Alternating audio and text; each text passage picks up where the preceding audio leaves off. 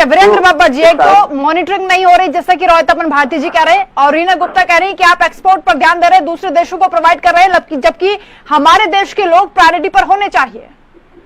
देखिए मैडम, मैं आपके चैनल के माध्यम से एक बात निश्चित रूप से कहना चाहूंगा, ये ठीक है कि हम दूसरे देशों को दवा दे रहे हैं, और मुझे लगता है कि जब आप बड़े होते हैं तो आपको ऐसे बड़े काम करने के लिए आपकी मनोस्थिति भी होनी चाहिए। अभी रीना जी कह रही थी कि रजिस्ट्रेशन को बंद कर दिया जाए, मैं जाऊं और इंजेक्शन लगवा करके आ जाऊं।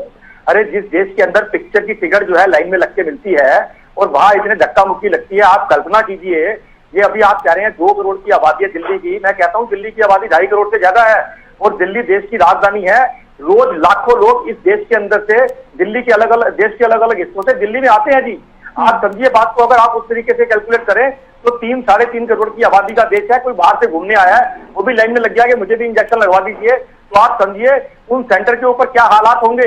इस प्रकार से जैसे अभी आदरणीय मेरे पत्रकार भाई कह रहे थे कि बनारस का वो उदाहरण दे रहे थे कि वहां एक प्रकार से लड़ाई झगड़े का सा माहौल बन गया।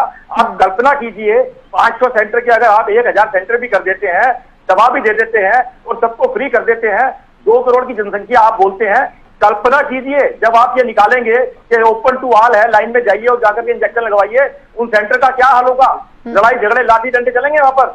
और ये रजिस्ट्रेशन का एक सिस्टम जो बना हुआ है, और सबसे बड़ी बात है आज ही लोकसभा में देश के हेल्थ मिनिस्टर ने बयान दिया है कि ये कोरोना वैक्सीन सबके लिए जरूरी भी नहीं है।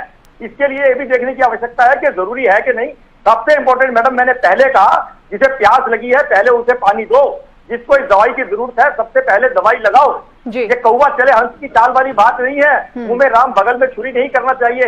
अगर आप जब ये कोरोना शुरू हुआ तब से लेकर आज तक का अगर आप देख लीजिए, दिल्ली के अंदर दिल्ली के उप मुख्यमंत्री ने बयान दिया था जून में, पिछले साल जून के अंदर, कि जुलाई में 5 लाख से ज्यादा कोरोना वायरस के लोग जो है दिल्ली के अंदर पीड़ित होंगे और हम कुछ नहीं कर पाएंगे। अगर उस समय केंद्र दखल नहीं देता तो ना जाने दिल्ली का क्या हाल होता। आप कल्पना कीजिए, बात को कहना, ठीक है अनुज यात्रा जी, इम्प्लीमेंट आपसी सामंजस्य की कमी है।